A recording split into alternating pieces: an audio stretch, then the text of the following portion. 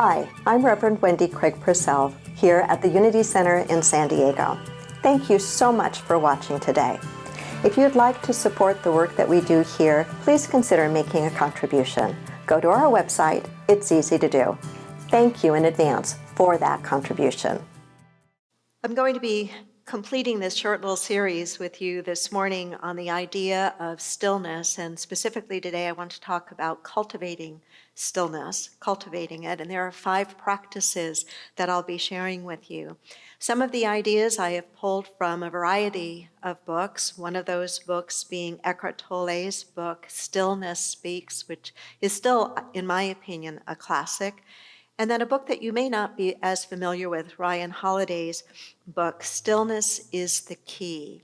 And when I began this series a few weeks ago, I shared with you kind of a potpourri of the book titles on the market now, right now, on this topic, as a way of saying, hey, this is still very much something that is important for us to practice. There are so many people who continue to write about this idea of stillness, cultivating stillness of mind, of heart, of body, and why it is so important.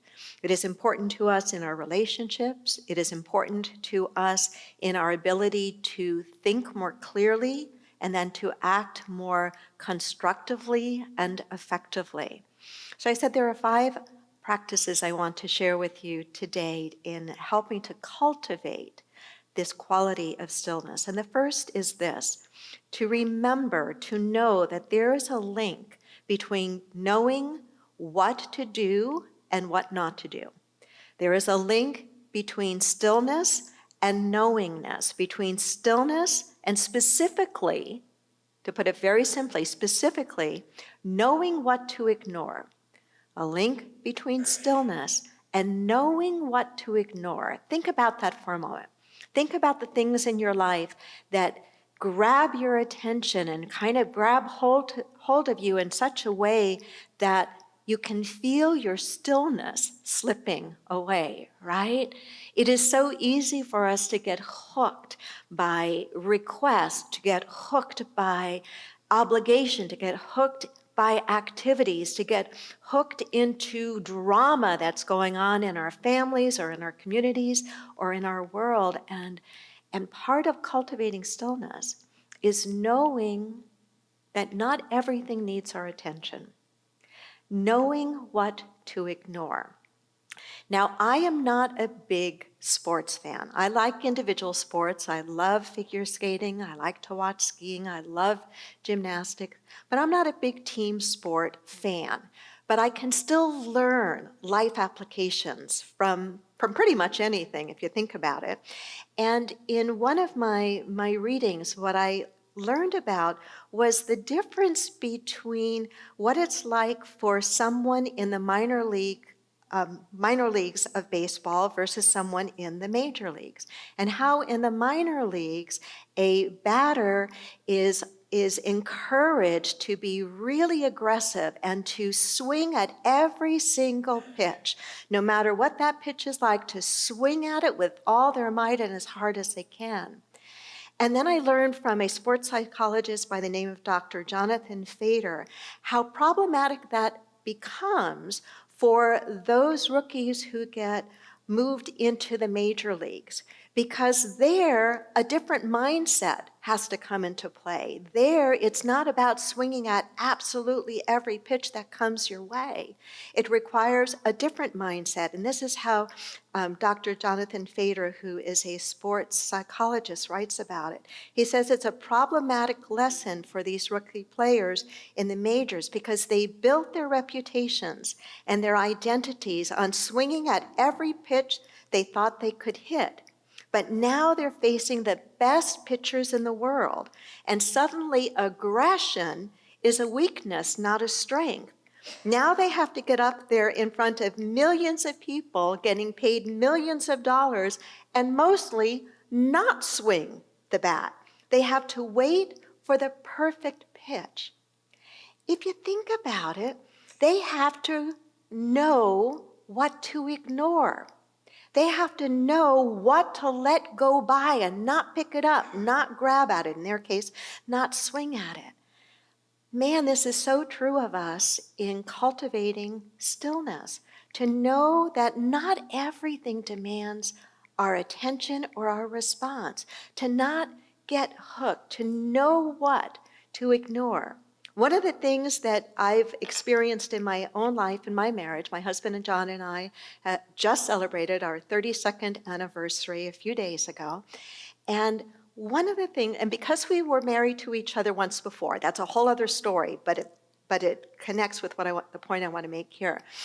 What I've learned, is some of the same things that were problematic for me and for us when we were married the first time and then divorced and now remarried for 32 years. There's still some of the same things. But what's different is I have gotten at least slightly better. I think so, maybe John would think differently. I think I've gotten slightly better at knowing what to ignore of those things that kind of come up, and I go, you know what? Now I can just ignore them. I can just let them go. And that wasn't always the case. And when I wouldn't let them go, I could feel any sense of stillness just disappear. And not only would the stillness disappear, but it would usually be followed by an argument or something unpleasant. So this idea of cultivating stillness is connected to knowing what to ignore, knowing what not to grab onto. I think there's a saying that goes something like this: we should be more like Teflon and less like Velcro. And there are certainly many times and places that is a very wise practice. Ryan, in his book, what is the title of his book now? I just forgot. Ryan's book, Stillness is the Key, suggests some really good questions that we can ask ourselves when we feel bombarded by stuff coming at us in life. And to avoid getting hooked, he says, ask yourself, do you really need this? Ask yourself, do you really want this? Ask yourself, if you say yes to it, what are the hidden costs?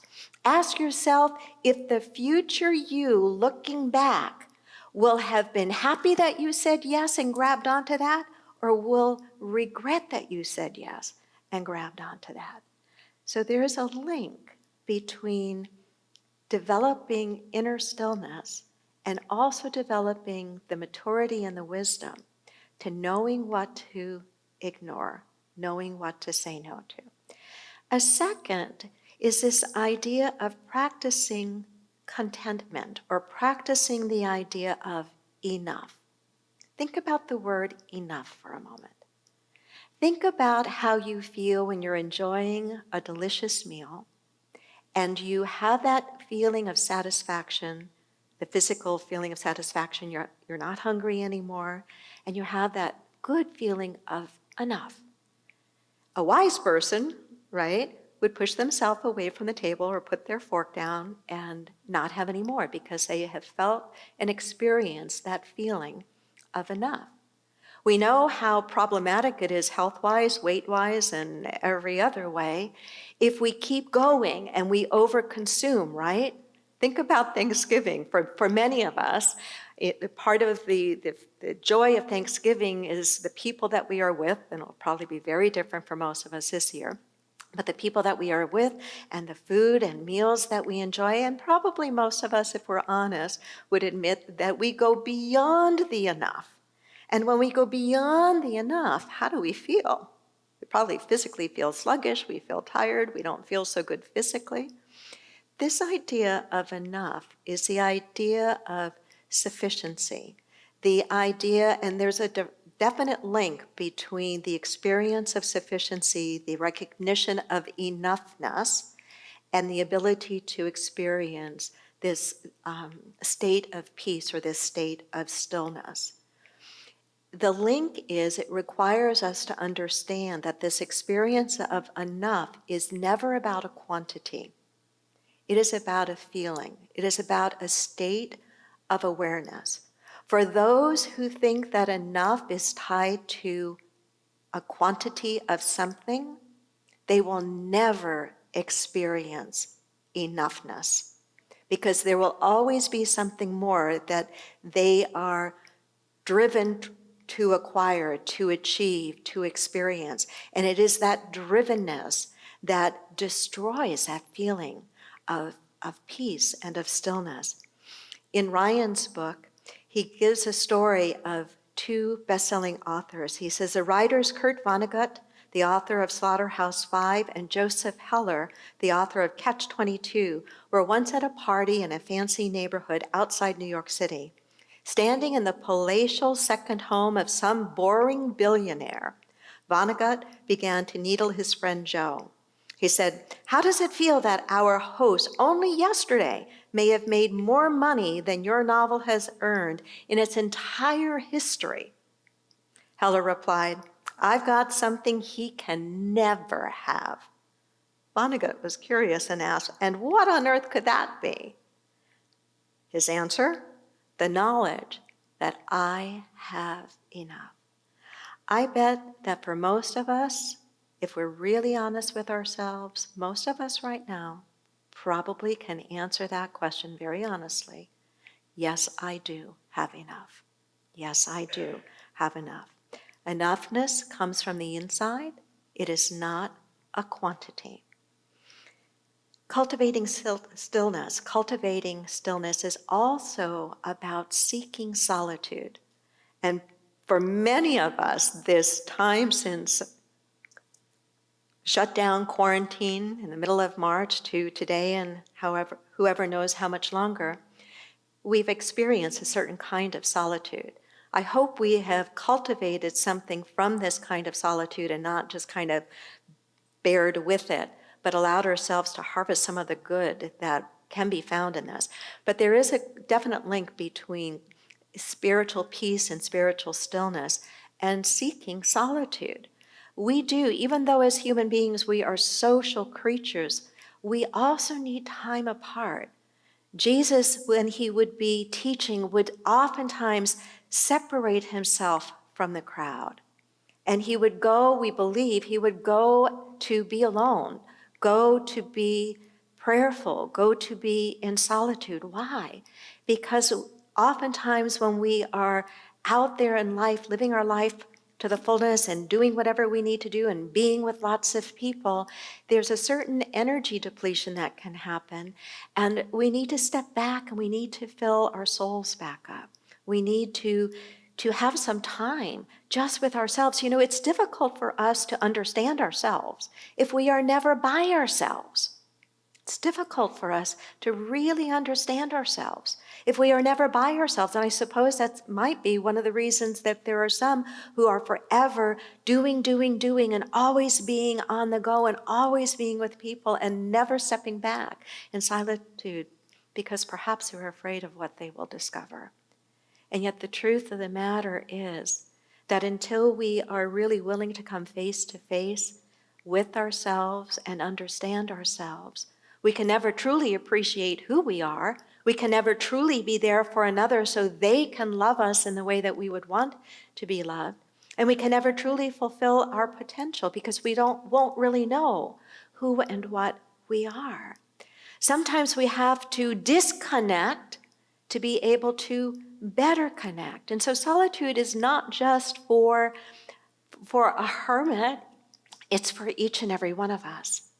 I came upon this quote from a surprising source from James Mattis, 4-star Marine Corps general and former Secretary of Defense. And his comment is about the importance of solitude and reflection that can come from that.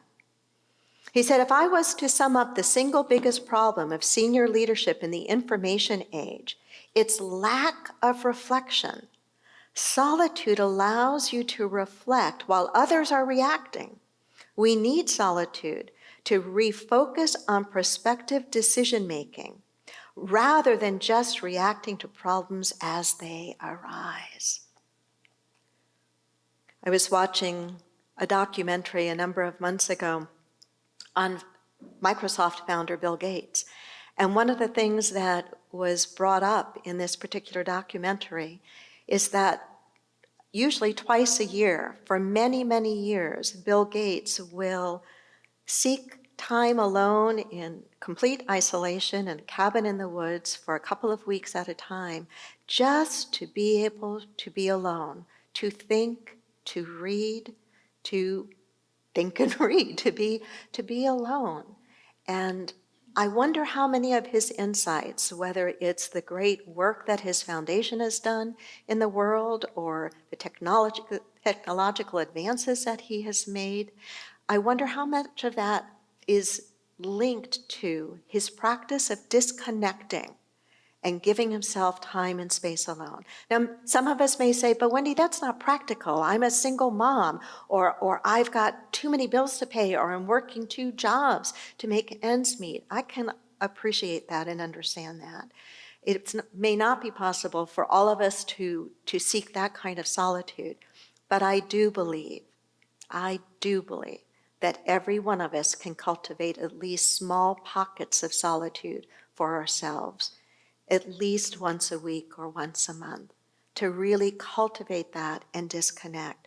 And what happens within and as a result of these times of solitude is we carry back with us some of that stillness, some of that groundedness, some of that clarity. And carrying back some of that groundedness, some of that calmness, some of that stillness can't help but make everything else in our life easier to manage. It can't help but allow us to access better answers, be more creative, be more patient, be more loving, be more kind. A fourth idea, similar, or actually not similar, quite different to any of the others, is that there is a link in cultivating stillness with having some sort of routine. And what I heard from many in our community in the early days of sheltering in place is that one of the things that was so difficult for people was not just the readjusting to either doing school with their kids virtually or having to work remotely from home, but the whole disruption of whatever their normal routine was. Because you see, when we have a certain routine in our lives that works for us, we're built into a certain rhythmic flow. And in that rhythmic flow, it is like there's a harmony, there's a peace. It's not like there are discordant notes in our life. There's a rhythm, there's a pace, there's a peace that works for us. And so it's important for us, if we're feeling off kilter a lot, if we're feeling of late that we're out of balance, to kind of look and ask ourselves, well, have I stepped away from the routine that works for me? Is my life out of rhythm and out of balance here? Because when it is in rhythm, when it is in balance, we will find that peace of mind and stillness is much easier to keep. If you look at many of the really successful athletes or very successful business people or very successful musicians or artists, if you look deeply into their life practice, you will probably find that they've got a certain kind of routine, that no matter what, they keep going back to those basics, that consistency, because when they have that, they can relax into everything else. I like this quote I came upon. When the body is busy with the familiar, the mind can relax. That's kind of what routine does for us. When the body is involved in the familiar, the mind can relax. And the last that I would offer up as a way to cultivate stillness comes really as a reminder. And the reminder is to remember our connection with each other. To remember our connection with each other. We are all a part of this great web of life. We truly are all connected. I love that our spiritual teaching has as its name the word unity. We are one. We're not the same. We each have different backgrounds. We each have different strengths. We each have different life experiences. We each have different hopes and dreams. But when we get beneath that and we get to the really core of who and what we are, there is this oneness. There is this shared human heart, I believe, that we have, that we cry over the same kinds of things. We grieve over the same kinds of losses. We hope, we dream in so many of the same ways. And part of what happens as we grow and mature spiritually is this idea of our connectedness, this idea of our oneness, becomes really important to us. And it begins to inform all the kinds of decisions that we make in our lives, where we put our time and energy, where we put our talents, where we put our financial resources, what we stand for, and what we advocate for. We were blessed many years ago to have the astronaut Edgar Mitchell come and speak at the Unity Center. And he shared with our community then something that he's shared all around the world many, many times, I'm sure. He shared that in his experience when he walked on the moon, let me see if I got my notes right, 1971, that he had truly a life-changing experience, that being there and looking back at our beautiful planet Earth, that everything shifted for him.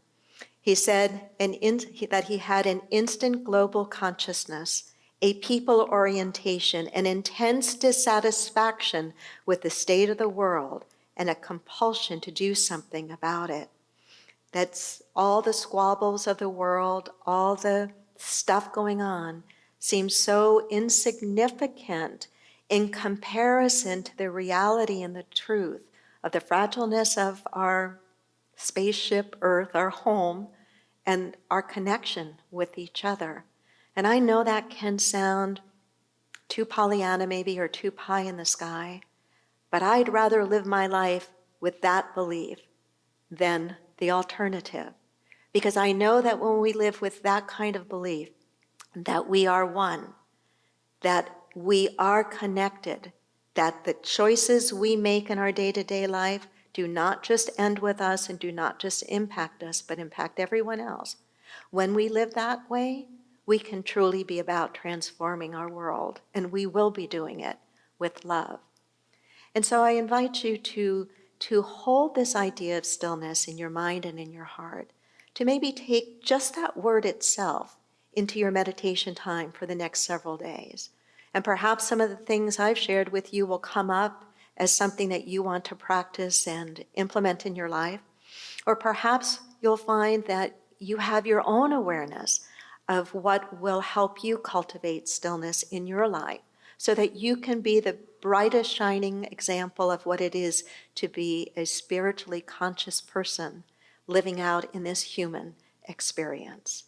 I wish you the very best in the journey, and I look forward to connecting with you next Sunday this way. And until then, namaste.